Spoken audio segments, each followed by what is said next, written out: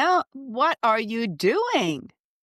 I am working on the case of the mysterious Vanishing Lips. Um, Tell me about it. Well, as we age, we know our collagen drops, right? And as our collagen drops, the fatty little pockets, it makes our lips so soft and appealing, starts to diminish. So our lips get thinner and thinner. And what happens is the shape of our lips starts to flatten. So they're no longer sticking out so much. And of course, we get these things called wrinkles. You just keep going. You're going to drive me to drink, Marina. Yes, I am. Yes, I am. It's part of But aging. but I did notice my lips are getting thinner. I used to have nice, big, juicy, plump lips. Now they're like getting shorter and thinner and thinner. Depressing. Yeah, well, that's part of it. So, but the good news is there are some things that we can do about that to reduce the reduction of our lips. So, Yes. do you have some tips you want to start with? I do, because I've also been noticing the vanishing lips, and I have been taking some steps in order to not be vanishing so fast. One of them is, of course, hydration. You know, when you don't drink enough, first thing that happens, your lips get dry. You get dry mouth, dry lips. So hydration is super important. The other one is licking. Like if you lick your lips or bite your lips, that's really not good. Paper clips, nothing metal. Like paper clips, anything metal, spoon, don't hold it in your lips. That's the lips don't like it. And of course, the obvious. Look after your lips, exfoliate them, and moisturize at night and during the day. So, what kind of routine do you use to moisturize your lips, Marina? Well, I mix my own little exfoliant, and it's equal parts of olive oil, honey, and sugar. And it Oh, actually tastes quite good, and it feels really good on the lips, and I just make circular motions with my finger and start from the corner and work my way in, and I do my upper and my lower lip.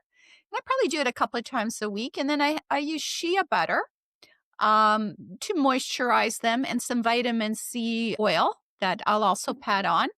And in the daytime, I will when I'm washing my face and putting on my, moisturizer, I'll use that moisturizer as well on my lips and sunblock. Sunblock's a big one. I use sunblock on my lips, and if I'm not, using the sunblock that is going on my face, I actually use several products that contain SPF 30. Burt's Beeswax makes a couple of really nice ones. They're even tinted or they're nude. So I do that. And that's sort of to diminish lines and the formation. I mean, we're going to get lines, but we just want to slow down. We just want to slow it down, right? what I use, Marina, is I exfoliate once a week, and I just buy the product. So I'm too lazy to make it. The other one is I just use Vaseline at night, just ordinary Vaseline. I find that works really well on my lips. And during the day, I do use lip balm with SPF 15 if it's not sunny or like dark, or SPF 30 if I'm going to go out in the sun, go to the beach, or just if it's a sunny day. Absolutely. So one of the things I wanted to talk a little bit about was lip health. Now, your lips are mirrors of not only your mood, but they're also reflecting your general health. Like, for instance, a few years ago, I noticed that I had some dry, scaly patches that were forming on the upper corner of my lip. And I just kind of scratched it off. And I thought, oh, I must get some dry skin. I'll just moisturize. But it came back, and I went to the doctor, and I thought I'm going to get that looked at.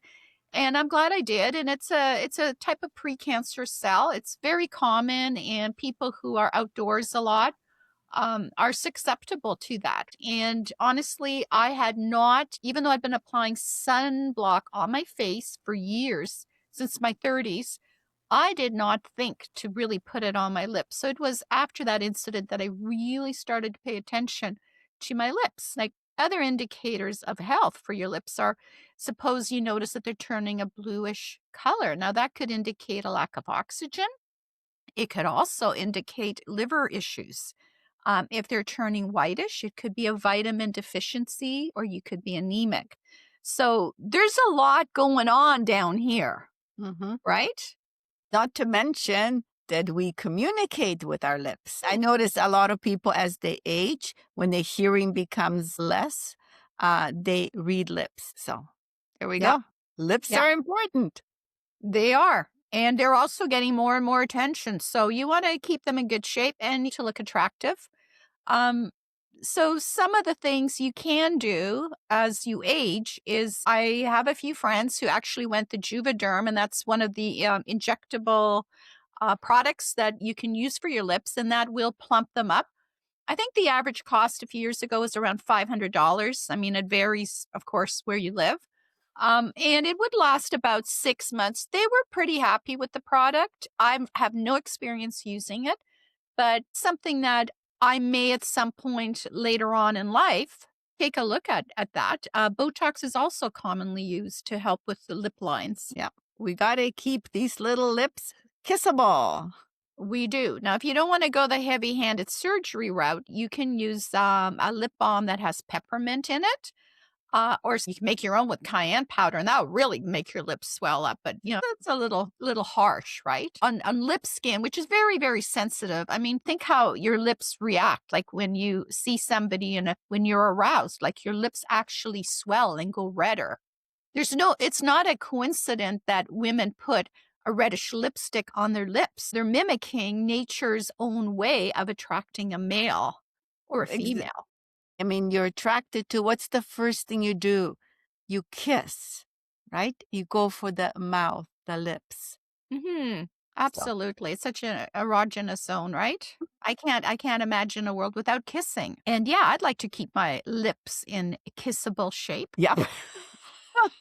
So, Marina, I noticed that lipsticks are a big product out there. People use lipstick now. What kind of lipstick do you use, and how should we apply lipstick? Well, there's so much you can do with lipstick. You can go on YouTube or TikTok and there's tons of videos that'll instruct you on how to put on lipstick. It's not the purpose of what we're doing here today. But I will say that there's some basic things, and that is to moisturize your lips before you apply your lipstick. There's lipsticks that are a gloss, they're a matte, depending on what you're looking for. You can go with a light nude color. Quite often, women will use 2 or 3 different shades of a lipstick in order to get a contouring effect where you can actually make your lips just like you do in your face, create Mhm. cheekbones. You can also make your lips stick out more visually. It's a visual trick, right, of the eye. What I like is I like a simple method of the lip liner and the lipstick. And when I was younger, I never used a lip liner. I thought, oh, that's for little old ladies, and I'm not doing that. But as I aged and my lips started to vanish, I noticed that when I put on lipstick, it would often bleed because I was losing the defined line that I used to have when I was younger as my lips have gotten flatter. And so I do use a lip liner now and a lipstick, and I find that really works. But one of the big faux pas in life was never get lipstick on your teeth. That is a crime. No, that looks gross. But there are lipsticks, Marina, nowadays that they do not smear. So you can spend more money, get a good quality lipstick that doesn't smear, and you don't have to worry about getting lipstick on your teeth or on your glass when you take a sip of water or Yeah. wine.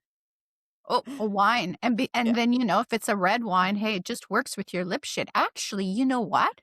Here's a brilliant thought. You and I can take our lipstick and match it to maybe a Merlot. Ooh, or a Pinot. Or a big bodied Shiraz. Ooh, or a Malbec. Ooh. You know what? I'm getting thirsty. I think I think we've done a lot of lip service here, and but you really think about that. Lips are the silent communicators. They are so expressive. They are there when you're happy. They're smiling. That you're holding a stiff upper lip. Your lower lip is quivering when you're sad. They are your barometer to the world out there. So why not have them look good? And why not take good care of them? And it doesn't have to be lip service, it could be real. They can be al natural and oh so kissable. I like that. Hug her up. Mwah. Mwah. Okay, we'll see you next week. And if we would love to hear your tips on your lips. Oh, tips on lips. Hey, I like that. Lip tips.